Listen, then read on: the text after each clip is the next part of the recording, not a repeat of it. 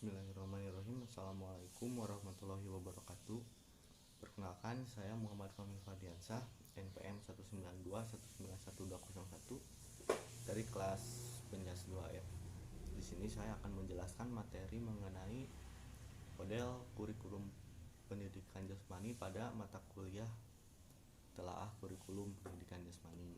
Nah, langsung saja ke materi mengenai model kurikulum penjas. Nah, di antara sekian banyak para ahli yang mengungkapkan model-model kurikulum pendidikan jasmani, saya mengambil salah satu, yaitu Steinhardt pada tahun 1991. Nah, ia mengklasifikasikan model-model kurikulum pendidikan jasmani ke dalam 7 kategori. Yang pertama, development education; yang kedua, humanistic physical education; yang ketiga, movement education; yang keempat, kinesiological study; lalu ada sport education; lalu personal meaning; dan health related physical fitness. Nah, itu ketujuh dari kategori yang dikemukakan oleh Steinhardt.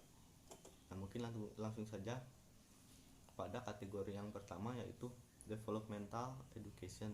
Nah, pada kurikulum pendidikan jasmani model ini adalah model yang paling formal dan umum, berlaku juga pada pembelajaran lain. Nah, tujuan dari model ini adalah pengembangan individu secara total, baik dari aspek sosial, emosional, intelektual, dan fisikal, dengan berlandaskan pada filosofi pendidikan melalui aktivitas fisik. Nah, itu dari developmental education. Yang kedua, yaitu humanistic education. Nah, model ini hampir serupa dengan yang tadi, developmental, yaitu tetapi menekankan pada kesejahteraan individu secara total, namun pendekatannya lebih berorientasi pada siswa. Nah, nilai rujukan pada model ini adalah self actualization dan social reconstruction. Nah, contoh dari model ini adalah level of affective development dari Hellissen. Nah, itu contohnya mengenai humanistik. Yang ketiga adalah movement education. Nah, model ini adalah model yang paling berpengaruh di sekitar sekolah dasar dan bergantung pada prioritas orientasi gurunya. Nah, tiga nilai rujukan yang menjadi dasar model ini adalah disiplinary materi atau mempelajari suatu geraknya, kemudian learning process atau learning how move, jadi proses bagaimana cara belajar mempelajari suatu gerak, dan self actualization atau penekanan pada siswa. Nah, itu adalah tiga rujukan dari movement education. Nah, yang selanjutnya adalah kinesiological studies. Nah, model ini memiliki nilai rujukan yang sama dengan yang tadi, yaitu movement education, namun model ini memanfaatkan aktivitas gerak untuk mempelajari dasar-dasar keilmuan dari gerak manusia, itu seperti fisiologinya, lalu ada biomekanikanya, dan kisionologinya. Nah, pembelajaran yang sering menggunakan adalah problem solving. Jadi kinesiological ini lebih menekankan kepada keilmuannya seperti biomekanikanya dan lain-lainnya.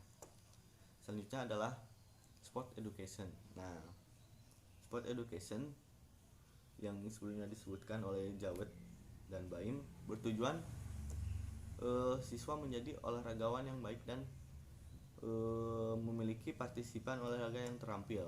Nah, itu dari sport education. Jadi menekankan siswa untuk terampil dalam berbagai cabang olahraga. Selanjutnya ada kategori personal meaning. Nah, nilai rujukan personal meaning ini adalah ecological integration dan learning process. Nah, Jawed dan Bain adalah orang yang kritis terhadap model ini. Mereka mengatakan bahwa pengalaman harus bermakna atau meaning dan signifikan bagi individu agar mempunyai nilai-nilai pendidikannya.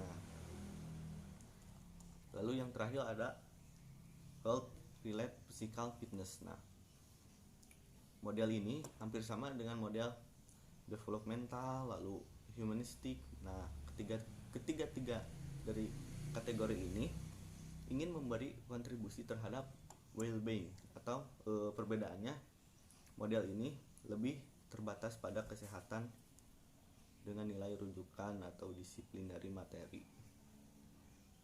Mungkin ini segini yang bisa saya sampaikan pada materi kali ini. Mohon maaf apabila ada kesalahan. Terima kasih. Wassalamualaikum warahmatullahi wabarakatuh.